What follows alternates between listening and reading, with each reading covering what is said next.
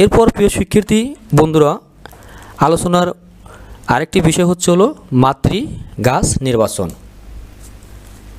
আমরা যে গাছটি নির্বাচন করব সে গাছটি অবশ্যই মধ্যবয়সী হতে হবে। শুধু মধ্যবয়সী হলেই হবে না, সেটা অবশ্যই সুস্থ সবল হতে হবে। শুধু সুস্থ সবলই হলে চলবে না, সেটা অবশ্যই রোগমুক্ত হতে হবে এবং অধিক ফল উৎপাদন করে গাছকে নির্বাচন করতে হবে। অবশ্যই বিষয়টা আপনারা আশা করি ভালোভাবে বুঝতে পারছেন এবং সুন্দর করে খাতায় নোট করিতেছেন। এরপর বীজ সংগ্রহ পদ্ধতি। সাধারণত দুইভাবে গাছ থেকে বীজ সংগ্রহ করা হয়। এক, ভূমি হতে বীজ সংগ্রহ। বীজ পাকার পর যখন কিছু বীজ মাটিতে পড়ে তখন বীজ সংগ্রহের উপযুক্ত সময়। বীজ পাকার মধ্যবর্তী সময়ে এ বীজ সংগ্রহ করতে হয়। যেসব গাছের ফল পেকে ফাটে না এবং বীজ ছড়িয়ে পড়ে না, সেসব বীজ এ পদ্ধতিতে সংগ্রহ করা হয়। যেমন সেগুন, গর্জন, শাল, কদম, পিতরাস, তেলসুর ইত্যাদি উদ্ভিদের বীজ ভূমি হতে সংগ্রহ করা যায়। এরপর গাছ থেকে ফল ও বীজ সংগ্রহ।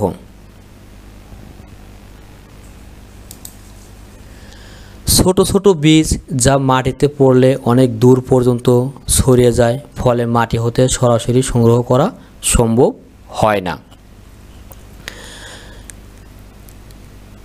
এ পদ্ধতিতে বীজ সংগ্রহের ক্ষেত্রে যখন ফল পরিপক্ক হবে তখন দা বা ছুরি দিয়ে গাছের ছোট ছোট ডাল কেটে সরাসরি গাছ থেকে বীজ সংগ্রহ করা যায়।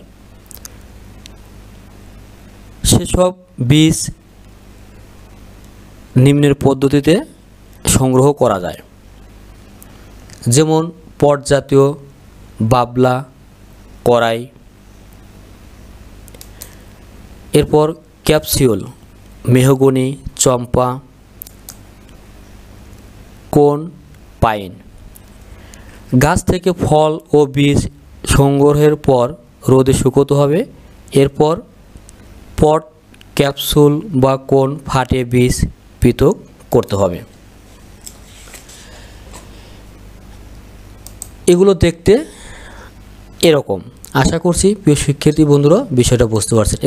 এটা হচ্ছে কি মেহগনির ক্যাপসুল, আর এটা হচ্ছে কি করই এর পট, আর এটা হচ্ছে কি পাইন কোন। আশা করি বিষয়টা আপনারা বুঝতে পারছেন। এরপর প্রিয় শিক্ষার্থী বন্ধুরা, মোস্ট ইম্পর্টেন্ট একটা বিষয় নিয়ে আলোচনা থাকবে, তা হচ্ছে কি বীজ নিষ্কাশন। প্রথমে জানব বীজ নিষ্কাশন কি।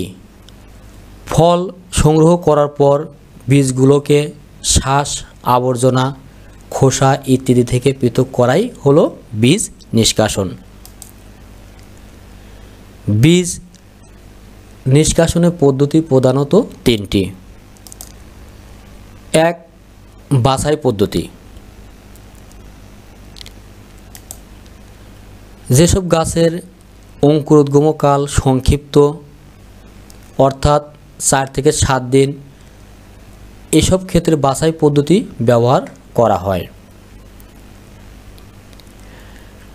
এসব গাছের গোটা ফলে বীজ হিসেবে বপন করা যায়।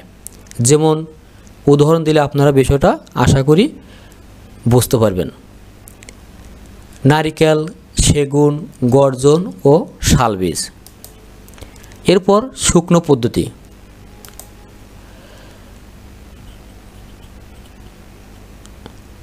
জারুল, ইপিলিপিল, তুলো, মেনজিয়াম, বাবলা, মেহগনি, করই গাছের বীজ শুকনো পদ্ধতিতে নিষ্কাশন করতে হয়।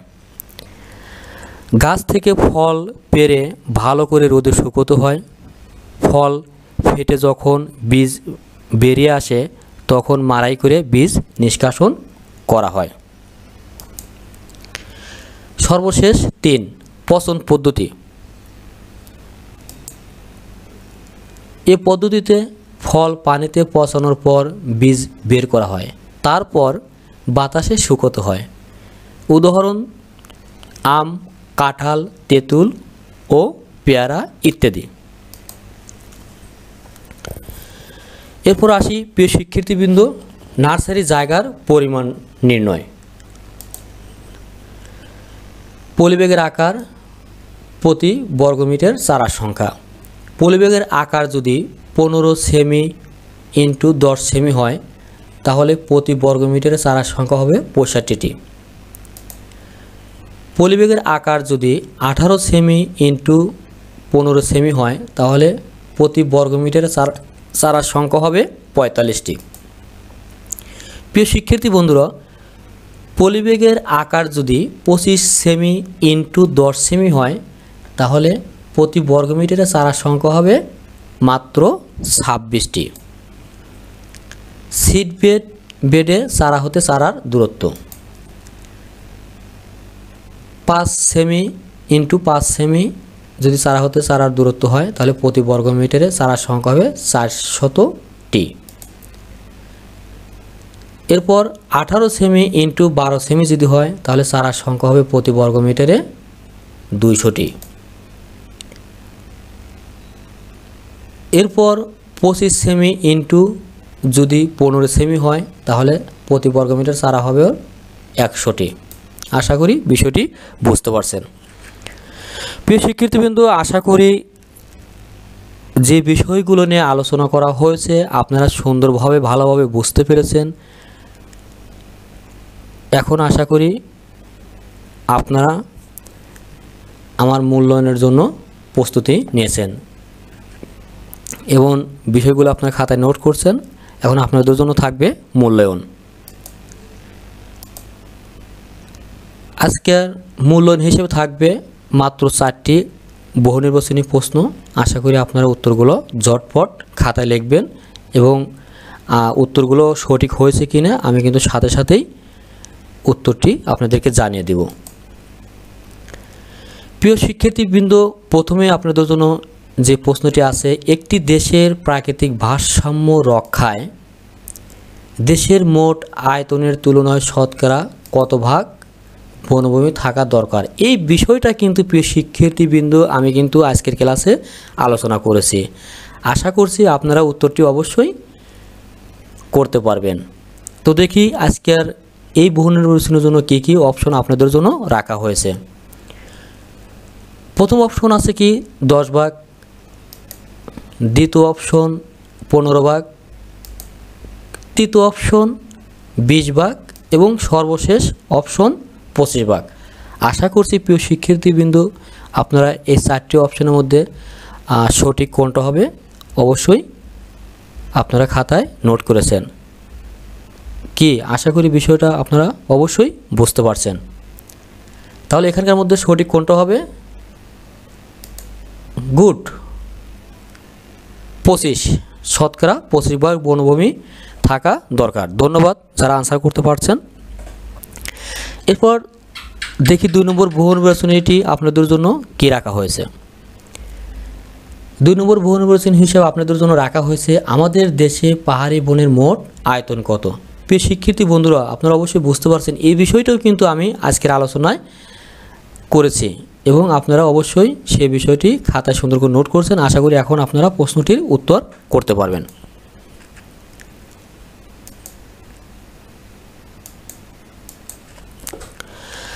প্রথম অপশন 13.16 লক্ষ হেক্টর, দ্বিতীয় অপশন 1.23 লক্ষ হেক্টর, তৃতীয় অপশন 6000 বর্গ কিলোমিটার এবং সর্বশেষ অপশন হচ্ছে 22.5 লক্ষ হেক্টর। আশা করছি প্রিয় শিক্ষার্থী বন্ধুরা আপনারা সুন্দর করে খাতায় নোট করেছেন। তো প্রিয় শিক্ষার্থীবৃন্দ আপনাদেরকে আমি সরাসরি এখন জিজ্ঞেস করব যে আপনারা কে কোনটা আনসার করছেন। প্রথমে আমি জিজ্ঞেস করব বর্ণালীকে। বর্ণালী আপনি একটু কষ্ট করে বলেন যে এখান থেকে সঠিক কোনটা হবে, অর্থাৎ আমাদের দেশে পাহাড়ি বনের মোট আয়তন কত? বর্ণালী আপনি বলছেন 4 নম্বরটা হবে, অর্থাৎ 22.5 লক্ষ হেক্টর। বর্ণালী, দুঃখিত আমি আপনার উত্তরটা নিতে পারলাম না। এরপর উত্তর করবেন অলিউর। আপনি কোনটা উত্তর করেছেন? আপনি উত্তর করেছেন হলো 2 নম্বরটা, 1.23 লক্ষ হেক্টর। ঠিক, দেখি আপনারটা সঠিক হয়েছে কিনা। দুঃখিত অলিউর, আপনার প্রশ্নটি সঠিক হয়নি। এরপর আমি জিজ্ঞেস করব ফওয়াদ হাসানকে। আশা করি ফওয়াদ হাসান সঠিকভাবে আনসার করেছেন। ফওয়াদ হাসান, আপনি কোনটি আনসার করেছেন? আপনি আনসার করেছেন 3 নম্বর, না 6000 বর্গ কিলোমিটার। তো প্রিয় শিক্ষার্থীবৃন্দ, দেখি আপনাদের উত্তরটি হয়েছে কিনা। না, ফওয়াদ হাসানের উত্তরটাও সঠিক হয়নি। আপনারা ক্লাসটি ভালোভাবে উপভোগ করেন নাই, হয়তোবা আমার কথা ভালোভাবে শোনেন নাই। তো আমি দেখি সর্বশেষ যে অপশনটা আছে, তাহমিদ আক্তার রুমি, আশা করছি আপনি কোনটা আনসার করছেন? আপনি ক নম্বরটা আনসার করছেন। দেখি তাহলে আপনারটা সঠিক হয়েছে কিনা। জি, আপনারটা সঠিক হয়েছে, আপনাকে অসংখ্য ধন্যবাদ। যারা আজকের প্রশ্নের উত্তর করতে পারেন নাই, অবশ্যই আরও ভালো মনোযোগ সাথে ক্লাসগুলো উপভোগ করবেন। আশা করি আপনারাও প্রশ্নের উত্তর করতে পারবেন। এরপর চলে যাচ্ছি 3 নম্বর প্রশ্নে। 3 নম্বর প্রশ্নটি আপনাদের জন্য রাখা হয়েছে, পাহাড়ি বনে নানা ধরনের বাস জন্মে, নিচের কোনটি পাহাড়ি বনের বাস নয়? এই বিষয়টি কিন্তু প্রিয় শিক্ষার্থীবৃন্দ আজকের ক্লাসে আলোচনা হয়েছে। আপনাদের যে অপশন রাখা হয়েছে বরাক, দ্বিতীয় অপশন রাখা হয়েছে মলি, তৃতীয় অপশন রাখা হয়েছে মরাল এবং চতুর্থ অপশন রাখা হয়েছে চম্পা। কেউ আনসার করছেন মরাল। মরাল সঠিক না। আমি একটু জিজ্ঞেস করব,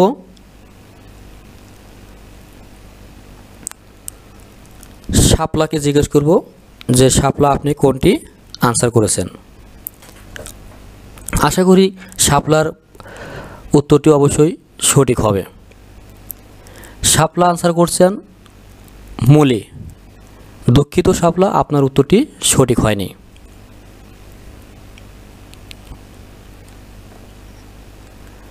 সাগর মিয়া, আপনি কোনটি আনসার করছেন? আপনার আনসার করছেন বরাক, ক নম্বরটা, না? দেখি তাহলে আপনারটা সঠিক হয়েছে কিনা। সাগর মিয়া, আপনার আনসারও সঠিক হয়নি। এরপর আমি সরাসরি জিজ্ঞেস করব এখন সাকিবুল হাসানকে। সাকিবুল হাসান, আপনি কোনটা আনসার করছেন? 4 নম্বরটা, না? দেখি আপনারটা সঠিক হয়েছে কিনা। ধন্যবাদ সাকিবুল হাসান, আপনার উত্তরটি সঠিক হয়েছে। আশা করি আপনি আরও ভালো করে পড়াশোনা করবেন, এভাবে প্রশ্নগুলোর উত্তর যাতে আপনি করতে পারেন, এটাই কামনা করি। তো প্রিয় শিক্ষার্থীবৃন্দ, এরপর আমরা চলে যাব সরাসরি চতুর্থ প্রশ্নে। চতুর্থ প্রশ্নটি আপনাদের জন্য রাখা হয়েছে বন আইন লঙ্ঘনের ন্যূনতম শাস্তি। প্রিয় শিক্ষার্থী বন্ধুরা, আপনারা যদি একটু ক্লাসটি আবার রিভিউ করেন অবশ্যই দেখতে পারবেন এই বিষয়টি কিন্তু আলোচনা করা হয়েছে। তো দেখি এই প্রশ্নের কী কী অপশন আপনাদের জন্য রাখা হয়েছে।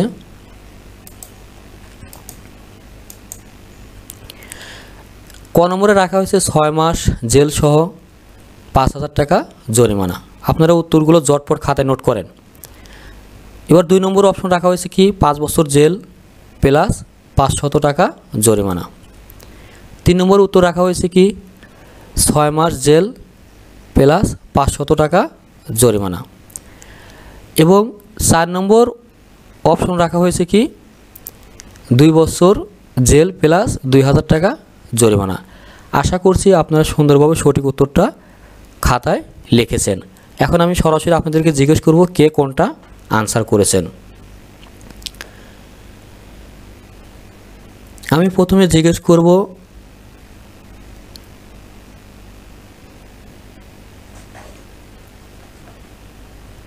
রুবিকে। রুবি, একটু বলেন আপনি কোনটা আনসার করছেন। রুবি, আপনি আনসার করছেন হলো 3 নম্বরটা। সরি, আপনার উত্তরটা সঠিক হয়নি। এরপর আমি জিজ্ঞেস করব, কাকে জিজ্ঞেস করতে পারি, কে বলবেন? পিয়া বলতে চাচ্ছেন না, আপনি কোনটা আনসার করছেন পিয়া? আপনি আনসার করছেন ক নম্বরটা। দেখে আপনারটা সঠিক হয়েছে কিনা। জি, পিয়ার আনসারটি সঠিক হয়েছে। পিয়াকে অসংখ্য ধন্যবাদ। আরও ভালো করে পড়াশোনা করবেন যাতে সঠিকভাবে আনসার করতে পারেন। এরপর আর কে আনসার করছেন? রাকিব। রাকিব কোনটা আনসার করছেন? খ নম্বরটা। দেখি আপনারটা সঠিক না। এরপর কে আনসার করছেন? সাবিনা। দেখি আপনার উত্তরটি সঠিক হয়েছে কিনা। আপনি কোনটা আনসার করছেন? 4 নম্বরটা। দেখি, সরি, আপনার উত্তরটি সঠিক হয় নাই। অর্থাৎ এখানে তো একটা প্রশ্নের উত্তর, এখানে একটা অপশানই সঠিক হবে, তাও পেয়ার একমাত্র সঠিক হয়েছে, আর বাদ বাকি যারা আনসার করছেন তাদেরটা সঠিক হয় নাই। যাদেরটা সঠিক হয় নাই টেনশন করার কিছু নাই। আপনারা আবার ক্লাসটা ভালো করে দেখবেন এবং বইয়ের সাথে মিলে আপনারা পড়াশোনা করবেন। আশা করি আপনারাও সুন্দরভাবে সঠিকভাবে আনসার করতে পারবেন। প্রিয় শিক্ষার্থীবৃন্দ, এই করোনাকালীন সময় যাতে আপনারা বাড়িতে বসে সুন্দরভাবে পড়াশোনা করতে পারেন এবং বাড়ির কাজগুলো করতে পারেন, এই জন্য আপনাদের জন্য বরাবরের ন্যায় আজও বাড়ির কাজ থাকবে। বাড়ির কাজ হিসেবে আপনাদের জন্য রাখা হয়েছে নিচের ছকের কাজটি পোস্টারে লিখে উপস্থাপনা করতে হবে। তাহলে আমরা একটু ছকটা দেখে আপনাদের জন্য কীরকম ছক রাখা হয়েছে। জি, আপনাদের জন্য এই ছকটি রাখা হয়েছে। এই ছকটা কী করবেন? সুন্দর করে ফিল আপ করবেন। অর্থাৎ পাহাড়ি বনের অবস্থান, উল্লেখযোগ্য উদ্ভিদ, বসবাসকারী প্রাণী এখানে সুন্দর করে লিখবেন। কোথায় লিখবেন? পোস্টারে। এরপর সমতল ভূমির বন, এটা কোথায় অবস্থিত, এর উল্লেখযোগ্য উদ্ভিদ সম্পর্কে লিখবেন এবং বসবাসকারী প্রাণী, এখানে কোন কোন প্রাণী বসবাস করে সেখানে এই বিষয়গুলো এখানে সুন্দর করে লিখবেন। এরপর ম্যানগ্রোভ বন কোথায় অবস্থিত, আমরা কিন্তু টোটাল ডিটেলস আলোচনা করছি। এখানে সুন্দর করে লিখবেন এবং এখানে উল্লেখযোগ্য উদ্ভিদগুলো লিখবেন এবং এখানে কোন কোন প্রাণী বসবাস করে এই বিষয়গুলো আপনারা লিখবেন। তো আশা করি প্রিয় শিক্ষার্থীবৃন্দরা আপনারা সুন্দরভাবে ক্লাসটি উপভোগ করেছেন এবং ভালোভাবে বিষয়গুলো বুঝতে পারছেন। 2 নম্বর কাজ আপনাদের জন্য থাকবে কৃষি বনের প্রয়োজনীয়তা সম্পর্কে লিখিবেন। আপনাদের বইতে সুন্দর করে কৃষি বনের প্রয়োজনীয়তা দেওয়া আছে, যতগুলো পয়েন্ট দেওয়া আছে আশা করি পয়েন্টগুলো সুন্দর করে খাতায় নোট করবেন এবং বাসায় বসে এই প্রশ্নগুলোর উত্তর আয়ত্ত করবেন।